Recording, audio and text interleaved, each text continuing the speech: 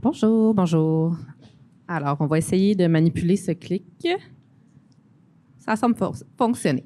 Alors, projet Boussole, qui est un projet de prévention primaire aussi, de la violence sexuelle envers les enfants de 6 à 12 ans, qui est implanté, dans le fond, on a débuté l'implantation de notre projet au niveau pilote là, à l'été 2024. Donc, c'est quand même assez récent qu'on est vraiment dans l'implantation puis qu'on délivre le programme dans la communauté. Et on s'adresse autant aux organismes communautaires qui touchent les enfants de 6 à 12 ans. Donc, on peut aller vers par exemple, des maisons d'hébergement pour les femmes qui sont victimes de violences conjugales. On a eu aussi des centres de pédiatrie sociale qui ont participé à l'implantation du programme, des maisons des enfants, maisons de la famille. On a eu aussi des organismes qui accueillent les familles, les nouvelles familles migrantes. Donc, quand même une large diversité d'organismes qui ont participé à notre implantation. Puis aussi des camps. Donc, camp de jour et camp de vacances. Autant on s'adresse donc aux responsables, gestionnaires, puis intervenants psychosociaux qui travaillent en camp de jour et camp de vacances, mais aussi aux animateurs, animatrices, qui sont les employés là, saisonniers qui sont employés dans les camps de jour. Et jusqu'à maintenant, depuis l'été 2024, donc notre première session d'implantation, on a formé 81 organismes communautaires. Puis peut-être juste pour vous donner une idée là, de la formation, ça ressemble à quoi? Mais c'est un 9 heures de formation qui est offert en ligne ou en présentiel. Ça dépend de la demande des organismes qui ont envie de participer à la formation. Donc, un 9 heures obligatoire de formation. Et jusqu'à maintenant, ça représente, je l'ai calculé puis je l'ai écrit sur ma main, 270 heures de formation qui ont été délivrées là, jusqu'à maintenant principalement par l'équipe du programme à Marie-Vincent, puis aussi par des formatrices externes. Donc, on a une équipe de 5 formatrices externes qu'on a formées qui nous aident à délivrer ces formations-là. Donc, 81 organismes communautaires qui ont été formés, donc 236 intervenants du réseau communautaire. Pour ce qui est des camps, on offre vraiment une formation séparée, donc on va s'adresser directement à eux. 38 milieux de camp depuis l'été dernier, donc vous comprendrez que ça représente 38 milieux en 2 étés seulement, parce qu'on les forme pas ni à l'automne ni à l'hiver, les camps. C'est vraiment une période de formation très tech concentrée qui commence en avril et qui se termine à la fin juin. Donc, quand même, on est très, très fiers d'avoir rejoint 38 milieux de camp en si peu de temps. Donc, 108 gestionnaires qui ont participé à cette formation-là et des intervenants de proximité. Et ces 108 gestionnaires-là ont invité 166 de leurs animateurs, animatrices à faire notre autre petite formation qu'on a développée vraiment spécifiquement pour eux. Parce que on pourrait vous en parler très, très longtemps, mais dans notre analyse de besoins, ce qu'on a constaté, c'est à quel point nos animateurs, animatrices ont des besoins qui sont vraiment propres à eux, à elles, parce que, entre autres, c'est des mineurs, donc on n'a pas les mêmes demandes, la même façon de s'adresser à eux, les mêmes attentes en formation. Donc, on a vraiment développer une formation spécifique pour eux en cyberapprentissage. Alors, ils ont été 166 à s'intéresser, à aller faire la formation depuis qu'on l'a lancé, cette formation-là en ligne. À l'automne, on va former encore environ 90 personnes parce qu'on offre 6 formations supplémentaires. Ça va conclure notre programme de formation. Donc, on est encore en cours d'évaluation présentement avec la chaire de recherche Marie-Vincent pour vraiment aller chercher tous nos résultats. Nos 6 formations de cet automne vont nous permettre de clore cette période de formation-là. Puis, on a aussi une implantation qui est débutée au Nouveau-Brunswick. Donc, on a formé l'année dernière 3 personnes au Nouveau-Brunswick. C'est des personnes qui sont déjà très intéressées et impliquées à développer d'autres programmes de Marie-Vincent, dont le programme Lanterne. Donc, il y avait vraiment un intérêt de venir poursuivre l'implantation avec le programme Boussole pour pouvoir offrir une formation au plus grand nombre de gens possible. Donc, on passe rejoindre encore plusieurs personnes supplémentaires là, de ce côté-là. Des leçons apprises. On dirait qu'on commencerait par cibler davantage le projet en termes de clientèle. Vous m'avez entendu vous dire qu'on avait vraiment un vaste étendue de clientèle pour ce projet-là, mais c'est très intéressant, mais ça représente aussi un défi. Parce qu'on a 2 milieux qui ont complètement pas les mêmes besoins et là, on devait créer une formation qui était adaptée pour tous ces gens-là. Donc, en termes de formation, en termes d'outils, ça l'a engendré vraiment beaucoup de défis, autant au niveau de la création des ressources qui sont adaptées, mais aussi au niveau de la gestion, par exemple, du temps de nos fournisseurs externes, de la façon dont on allait développer les liens partenariaux aussi avec la communauté, parce que c'est très, très important pour nous d'avoir ces liens-là. Donc, peut-être qu'un projet de plus petite envergure aurait aussi été aussi efficace, mais c'est un défi qu'on s'est lancé là, de vraiment cibler davantage notre clientèle. Et donc, aussi, l'importance de bien planifier nos périodes de formation. Parce que ça, c'est aussi dans notre réflexion d'objectif on voulait viser tant de personnes formées, on voulait pouvoir délivrer le programme à tant de gens. Mais, compte tenu que la clientèle des camps de jour, camps de vacances, on les connaissait pas très bien avant de commencer à s'implanter, on s'est rendu compte, justement, on n'avait peut-être pas réfléchi au fait qu'on aurait vraiment des périodes très, très restreintes de temps, autant pour délivrer le programme que d'en faire l'évaluation par la suite. Parce que ces jeunes-là, quand ils ont fini leur été de travail, retournent sur les bancs d'école, on n'a plus de lien avec eux. C'est très, très difficile de les solliciter pour participer à une évaluation de programme par la suite.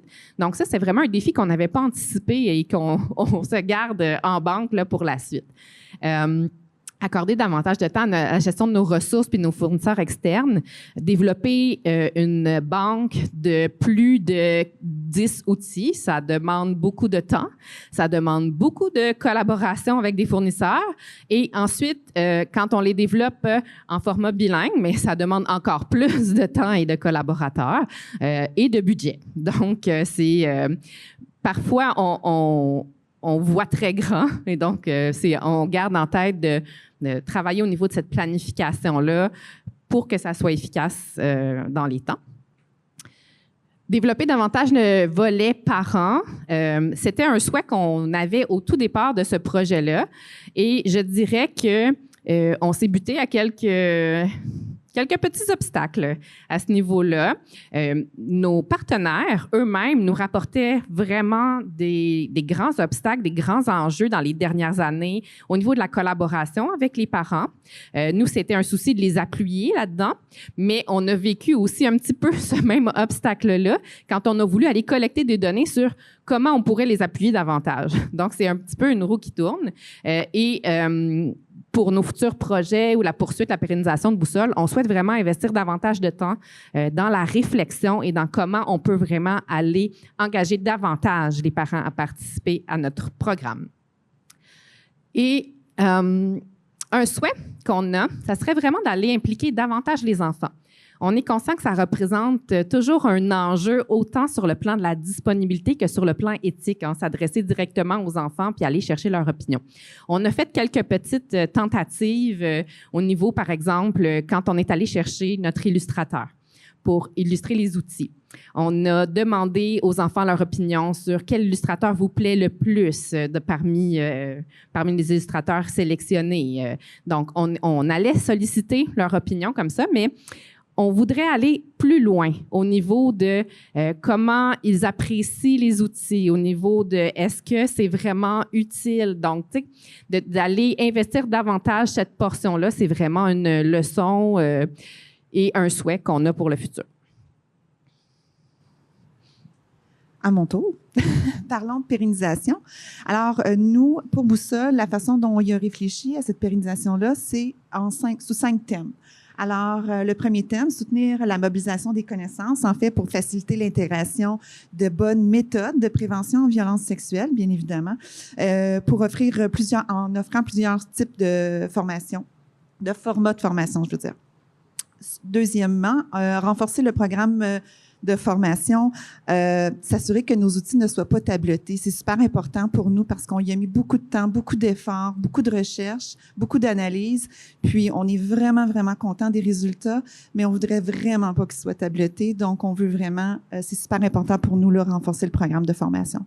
En troisième lieu, mise à l'échelle du programme. Ce qu'on souhaite ici, c'est que le plus d'enfants possible au Québec aient accès à ce programme de formation, un programme de formation de qualité.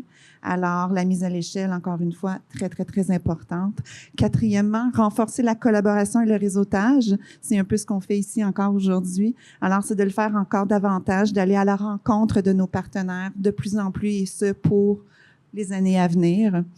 Et en 5e lieu, soutenir l'évaluation de l'impact parce que ici, encore et toujours, ce sera de mesurer l'efficacité de notre programme. C'est important. Alors, on le fait encore en continu, puis on souhaite poursuivre le faire pour s'assurer que notre programme répond réellement aux besoins du terrain. Si on y va avec les retombées du projet, actuellement, les participants qui participent à notre programme de formation ont accès par la suite à une communauté de pratique. C'est une communauté de pratique qu'on avait mis en place déjà avec le programme Lanterne, donc programme de prévention qui s'adresse aux enfants de 0 à 5 ans. Et on est venu joindre Boussole à ça. Donc, on n'appellerait plus vraiment ça une communauté de pratique actuellement parce que c'est plus une communauté, je dirais peut-être, de formation continue, de co-développement. On en est à 660 membres, donc tous des participants, participantes qui ont fait nos programmes de formation puis qui ont envie d'aller plus loin dans leur réflexion, de participer à du développement, du réseautage entre elles et eux, d'aller aussi... On a des partenaires externes qui viennent offrir des webinaires exclusifs de formation continue. Donc, tu sais, c'est un programme un aspect de notre programme qu'on aime beaucoup puis qui nous permet vraiment d'aller continuer à garder vivant nos programmes dans la communauté. Ensuite, les camps est vraiment ressorti comme étant un milieu où est-ce qu'il y avait des besoins qui étaient très, très criants. Il n'y en a pas de formation. Ce sont des jeunes animateurs. Puis de plus en plus, ils vont avoir à travailler avec des comportements sexuels qui vont être parfois inquiétants, à intervenir dans des contextes où est-ce qu'ils ne sont pas équipés pour intervenir. Puis en plus, ça peut être potentiellement traumatisant pour eux aussi d'intervenir dans ce type de contexte-là. Donc, on veut venir les soutenir. On veut davantage leur parler de notre programme de formation. Puis on travaille très, très fort avec nos partenaires. D'ailleurs, l'Association des camps du Québec, qui est un partenaire principal du programme Boussole, nous a demandé de travailler avec eux à la révision de leur protocole en violence sexuelle, la révision de leur protocole avec les comportements sexuels préoccupants, problématiques, pour s'assurer qu'on a les mêmes directrices, qu'on vient vraiment faire un filet de sécurité puis accompagner nos jeunes qui travaillent auprès des enfants. Donc, ça, c'est vraiment une belle portée, une belle retombée du projet actuellement. Puis, on estime que environ, on a 3500 jeunes qui ont pu être touchés de près et de loin jusqu'à maintenant par le projet. Donc, on voudrait bien continuer que ça s'implante dans le futur. Et présentement, mais c'est sûr qu'on a un gros intérêt du côté scolaire qui est ressorti beaucoup suite aux présentations qu'on a faites du programme dans différents milieux, particulièrement pour les outils qui ont été développés, la trousse d'outils dans le cadre du programme. Les milieux scolaires aimeraient beaucoup les implanter dans le cadre du programme de culture citoyenneté québécoise dans les écoles où est-ce qu'on touche l'éducation à la sexualité. Donc, ça, c'est à explorer pour le futur. Santé et services sociaux également, là, qui ont des attentes, peut-être des demandes à ce niveau-là là, pour le futur. Donc, on est on travaille en continu à développer, entre autres, différents moyens de pérenniser notre projet, une offre payante, par exemple, si on n'est pas en moyen de trouver un financement futur là, pour le projet, mais on espère bien, on se croise les doigts qu'on trouvera. Merci.